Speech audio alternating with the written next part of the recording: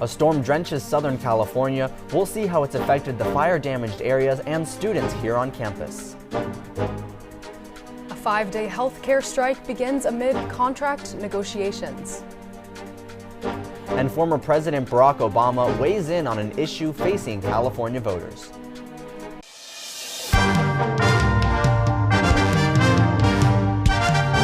Annenberg TV News is next.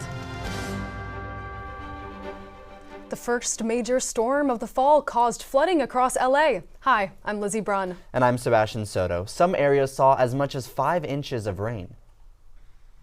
Heavy morning rains resulted in flash flood warnings and the mandatory evacuation of about 115 homes in areas devastated by the January fires. Residents in Malibu admit they're nervous living in a place prone to floods and fires. I just run really high anxiety this time of year, and I don't think I'm alone. And I certainly haven't suffered the most devastating consequences of treacherous weather in this part of Southern California. You start really feeling anxious and panicky about living in a place like this and going to a school that almost feels like cursed a little bit with all of these things happening. It's really scary. According to the National Weather Service, flash flooding can lead to rock slides, mudslides, and possible debris flows on area burn scars. Altadena is also at risk after the devastating wildfires 9 months ago. I think that the rains definitely, they are delaying the process, but I think Altadena as a community is still working towards the rebuild goal and getting those plans started and stuff. So it's a little delay, but hopefully it won't last too long and everyone can get back to rebuilding. More than 16,000 homes were destroyed in the Palisades and Eaton fires, but only a few hundred residents have applied for rebuilding permits. And the weather didn't just hit the coast today, it also rained down here at USC. Weather anchor Ian Maile is outside the physical education building with more on the weather conditions around campus. How's it looking, Ian? Thank you, guys. Well, the weather has calmed down substantially from earlier today on campus and throughout the Southland. You can see there's still some leftover puddles and mud hanging around, but it's turning into a beautiful evening. It is turning into a beautiful evening. You can see the scattered clouds, even the sun coming out. But however, that was not the story earlier. It was a wet and rainy day here around campus, receiving just over 1.3 inches of rain. We don't get many of these dangerous weather events here in LA. It is the first severe thunderstorm watch to hit the LA area since 2008, leaving students with mixed reviews about the out-of-norm storm. I'm kind of a fan of the new aroma. You know, I think it's especially refreshing. I think it's cool. I mean, I don't see rain that much, so it's kind of nice to have like something throw off the normal school system. It's great. I'm from Oregon. It rains all the time. It's nice to have an actual fall. My day started off pretty bad, I'm not gonna lie, because of the rain. Well, that's what the weather looked like earlier today. If you want to know what the weather looks like in the future, in the 5-day forecast, tune in with Meteorology with Maile.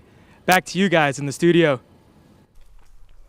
Thanks, Ian. USC's undergraduate student government president and vice president met with USC interim president Kim today.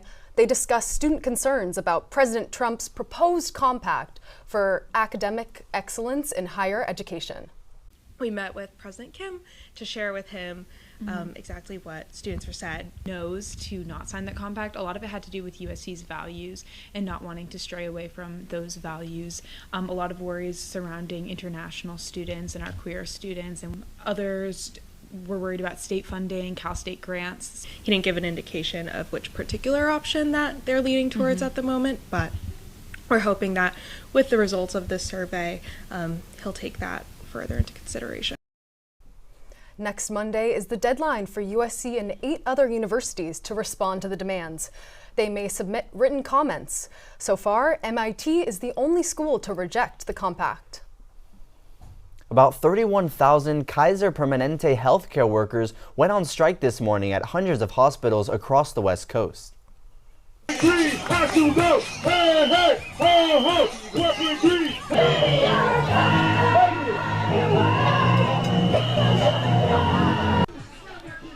The union representing healthcare workers says they are striking, quote, not because they want to, but because they have to. Facilities will remain open during the strike.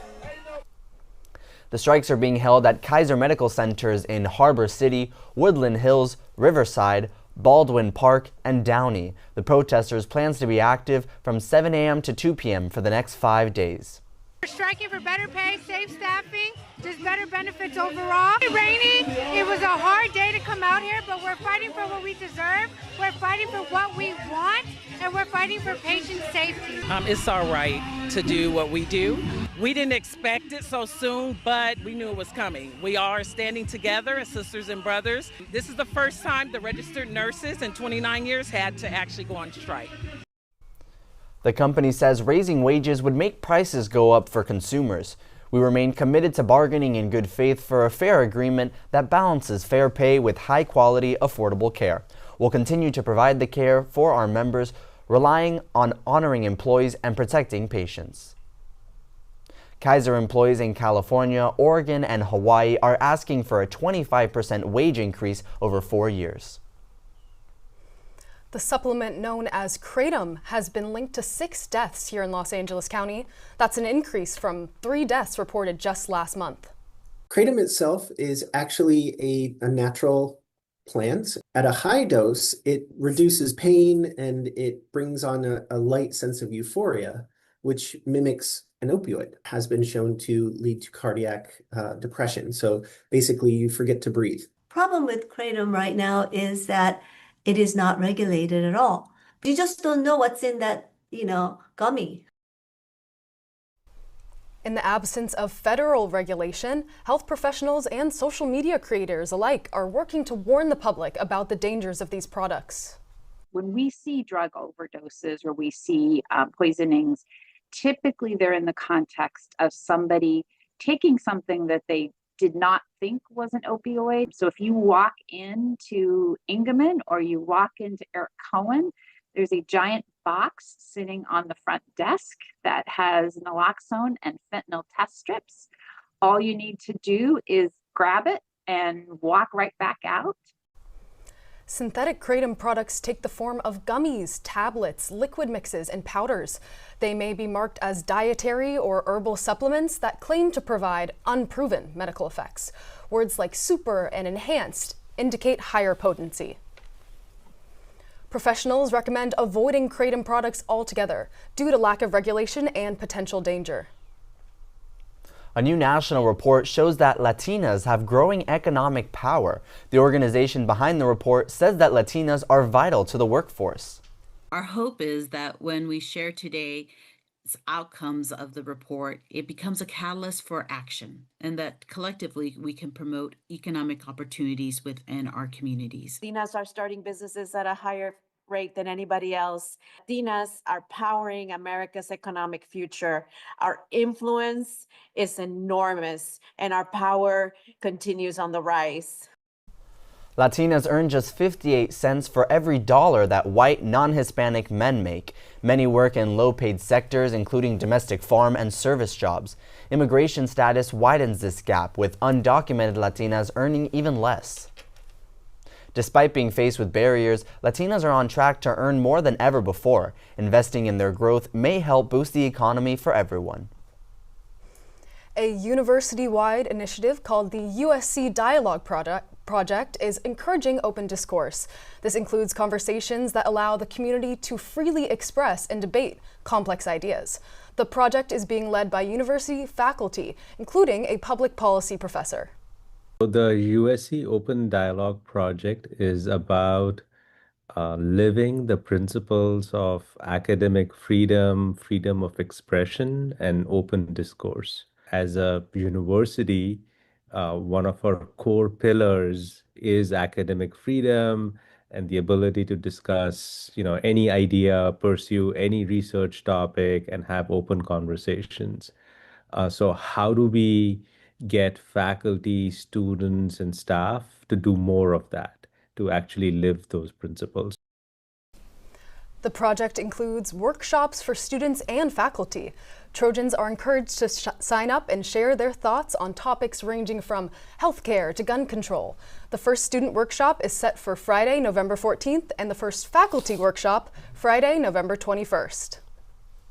The California special election is now just 3 weeks away. Proposition 50 looks to remap the voting districts in California, creating 5 new seats in Congress. Former President Barack Obama has jumped into the conversation, endorsing the proposition.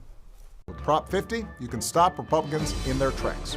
Prop 50 puts our elections back on a level playing field, preserves independent redistricting over the long term, and lets the people decide. Return your ballot today. Vote yes on 50. Other prominent political figures have also spoken out in support of Prop 50, including Kamala Harris, Alex Padilla, and Alexandria Ocasio-Cortez. The former chief of staff for Governor Newsom sat down with Annenberg Media's Benjamin Gamson to believe why he believes districting is important. No matter how you view this initiative, yes or no, for voters, for Californians, it's the first time ever that they will ever be able to vote on the lines and know what those lines are. There's this feeling of wanting to do the right thing. California has always led the way in trying to do the right thing. The unfortunate part of this is the other side. They don't play by those rules. Prop 50 is California's response to the Texas redistricting move designed to send more Republicans to Congress. Some who oppose the California proposition argue you shouldn't fight Republicans by acting like them. So it would mostly impact Republicans, but it would really impact anybody whose congressional district changed. The voters of California will be underserved if we change the maps and we draw them in this partisan fashion. I think anytime you undermine democracy, you're hurting democracy, you're not helping it. So I don't see how these new maps help democracy at all. Recent polls suggest that 54% of voters support the bill, while 36% do not. 10% of voters are still not sure how they'll be voting. It is very, very good to see leaders like former President Obama be willing to support Proposition 50 at a time where democracy is clearly at stake. And Trojan Democrats, and I know other members in Trojan Democrats, hope to see this kind of action from other leaders in the Democratic Party. So it is very welcome to see this happen, and we look forward to it happening more often as time goes on in this administration. Mail-in ballots have already been sent to California voters. Some airports are refusing to air video from Secretary of Homeland Security Kristi Noem. Charlie Kirk is honored on what would be his 32nd birthday. And social media platforms begin to protect users through warning labels.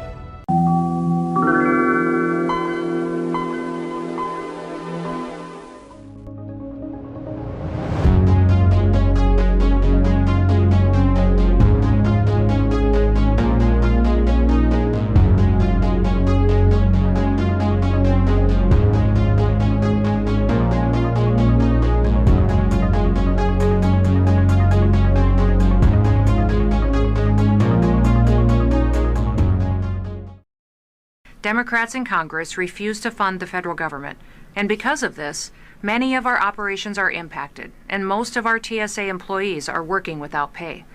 We will continue to do all that we can to avoid delays that will impact your travel. And our hope is that Democrats will soon recognize the importance of opening the government.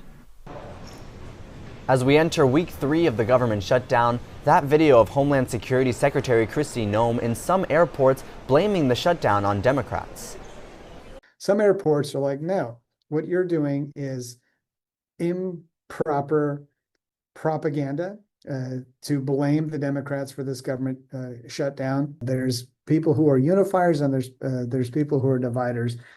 And right now in Congress, there's a whole lot of dividers. More than a dozen airports, including LAX, have refused to play the video, saying they want to remain nonpartisan during the shutdown. Today we're here to honor the finest quality and the highest caliber, the late, great Charlie Kirk. On what would have been Charlie Kirk's 32nd birthday, President Trump has posthumously awarded him the Presidential Medal of Freedom. Erica Kirk, his widow, received the award on his behalf. Prior to his death, Kirk played a major role in Trump's re-election campaign. But one of the keys to Trump's re-election last year was the very significant amount of support that he received from young male voters. Charlie Kirk and his organization were given a great deal of credit for their organizational work to turn out those young men on Trump's behalf. This is clearly the president's way of both honoring Kirk's memory and of showing his appreciation. Both congressional chambers have approved resolutions to make today, Kirk's birthday, a national holiday of remembrance in his honor. Governor Gavin Newsom signed a series of laws restricting AI and social media content for children. They're meant to address concerns over online safety. The bills require social media platforms to add labels that warn users of potential mental health risks. They also require device makers like Apple and Google to verify user ages in their app stores. Another bill requires AI companies to tell the user that they're speaking to a chatbot and tell minors to take a break every 3 hours. They will also need to implement tools to protect against harmful behaviors and prevent suicide-related content. California is not the first state to implement these kinds of laws. In Utah, companies including Apple and Google must verify the user's age and receive parental consent for those under the age of 18 to use certain apps. Well, we heard all about the rain today, but let's see what the rest of the week has in store for us. Ian? Thank you, Lizzy. It's like no storm ever happened. Taking a look at current conditions outside, it is a beautiful fall night. It is 59 degrees, so make sure to bring that jacket with 83% humidity. Now diving into the 5-day forecast. The atmospheric river is gone and sunshine is on. The weather for the rest of the week is acting like nothing ever happened today. Below average temperatures will continue through tomorrow with a high of 67 and a low of 50. But we have a gradual warm-up trend throughout the week, bringing in those SoCal conditions we're used to, reaching the highest at Saturday at 79 degrees. And we're in store for a beautiful weekend ahead. That was Meteorology with Maile, checking weather on the daily. Now, you know me, Tony, always checking the weather here and everywhere. And I see that the USC football team might be faced with a chance of some rain in South Bend this weekend. Tell me about it, Tony. Yeah, man, you're right. It will be raining this weekend. And it also could be a sad day this weekend for college football. This weekend isn't just about bragging rights, as the winner of this game could keep the jeweled shillelagh forever. Today on ATVN Sports, we'll talk about how Trojan fans are hoping this rivalry ends with one more win over the Irish. We'll also be checking in with the Dodgers as Game 2 is happening right now against the Brewers. And women's basketball top 25 rankings just dropped. We'll talk about how the team will perform this season without Juju. All of that coming up.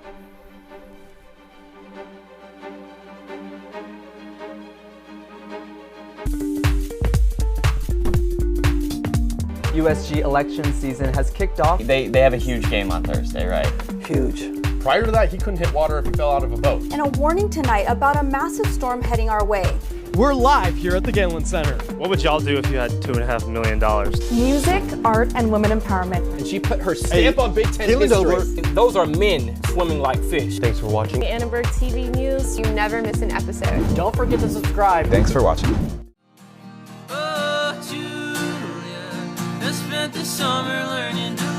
So, live from the Halo is USC Annenberg's take on NPR's Tiny Desk concerts.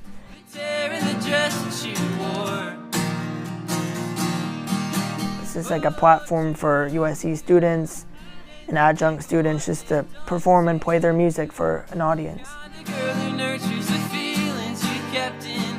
Touch leaves you begging for more.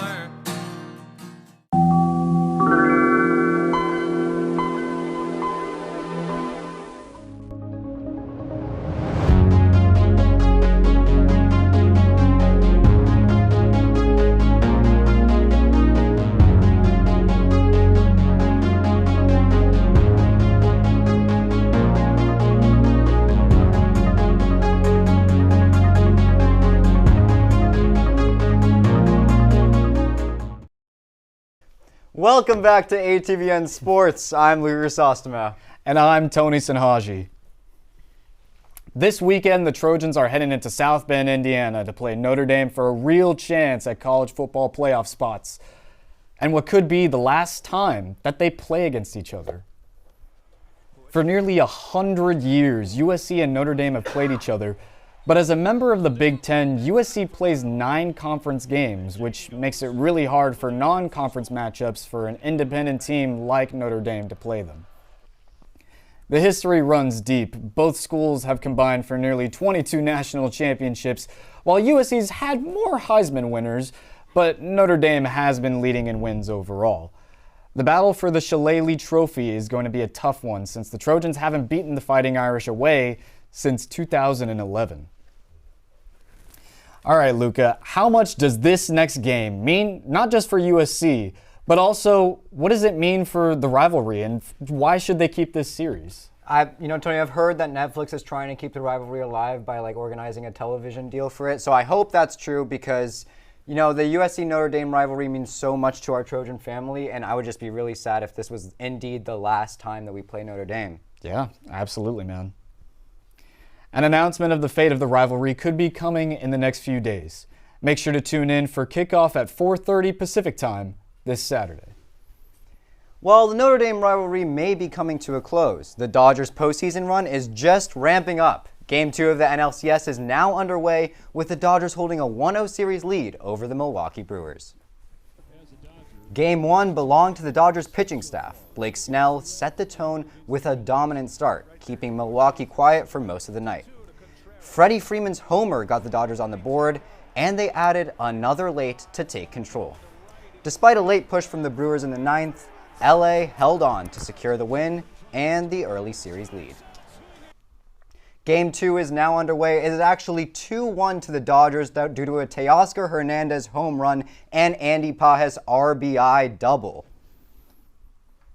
The Dodgers look to head back home to LA on Thursday with a 2-game cushion after trying to steal both games on the road. The women's basketball AP Top 25 preseason rankings just came out, and USC is on the board. And although Juju Watkins won't be playing this season, she has a message for Trojan fans. You're going to be so missed this year on the court. What is your message to the Trojan family? Trojan family, continue to fight on. Can't wait to be back and see you guys in Galen. Make sure y'all come to the games, though. I need to see those stands filled up. You're going to be so. But it looks like without her, AP hasn't been forgiving. I mean, let's take a look at where some of the teams rank in the Big Ten are at. I mean, USC isn't the rankings, but they're down here at 18, as opposed to other Big Ten teams like UCLA, who sits at 3. I mean, you hate to see it. The Trojans begin their season at home against the New Mexico State Aggies at 7 p.m. Pacific time in early November. Well, thank you for the women's basketball update, Tony. And now, it is now time for No Huddle. That's right, the wheel is back, and guess what? Tony Senhaji is back. Welcome to be back. Tony, let's do the first wheel spin. I'm actually going to be up first for the first time. Absolutely. And we have women's soccer. Women's soccer, okay. So as a former soccer player myself, I can say their match against Wisconsin was one of the most heartbreaking ones I've ever seen. Speed it up. 88th minute game losing goal. It was terrible. Absolutely terrible. Absolutely terrible. I agree. Okay, my turn. Okay, let's go. Quickly. All right, what else do we have here? We have NFL. What do you think about the NFL, specifically LA teams, Tony? I mean, the Rams got to do better in their division, man. They absolutely have to do better. They're not better than the Seahawks. Well, they can be better than the Cardinals, but not even better than the Niners, who have Mac Jones starting for a lot of their games. So they got to be better. Really disappointing on their part, Tony. Absolutely. Got to admit that. And that is all the time that we have for No Huddle and ATVN Sports. I'm Tony Senhaji. Tune in next week for more from your favorite sports anchors. I'm Chrysostomou. Sebastian, what do you got for us? Thanks, guys. Our favorite segment host has another inspiring story. That's next.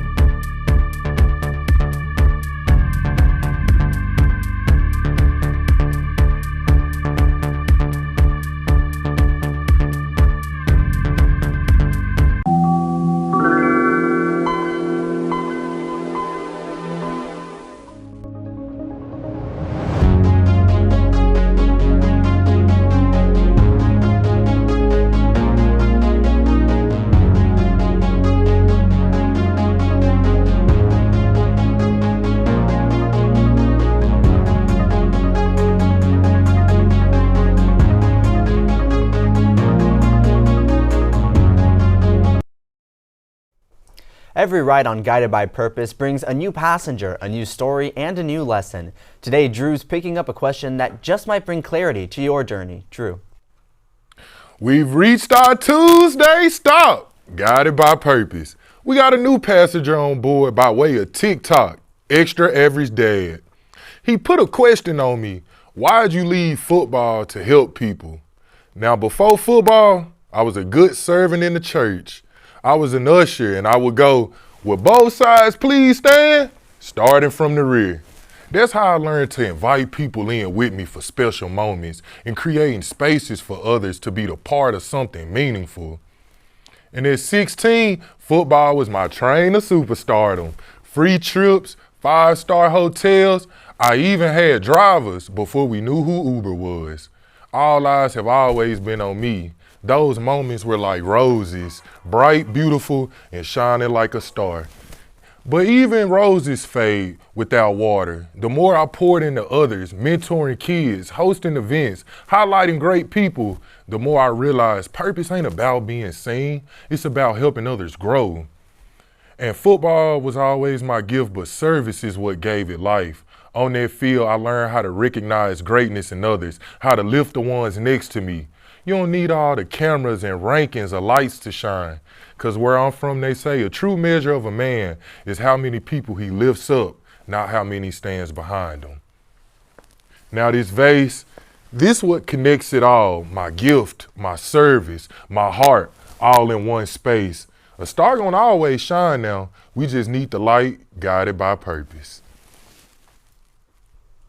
What a great message. Thank you, Drew, and thank you for watching Annenberg TV News. From everyone here at Annenberg Media, I'm Sebastian Soto. And I'm Lizzy Brunn. For more coverage, don't forget to subscribe to our channel and turn on notifications so you never miss an episode. We'll see you next time. Good night. Good stuff.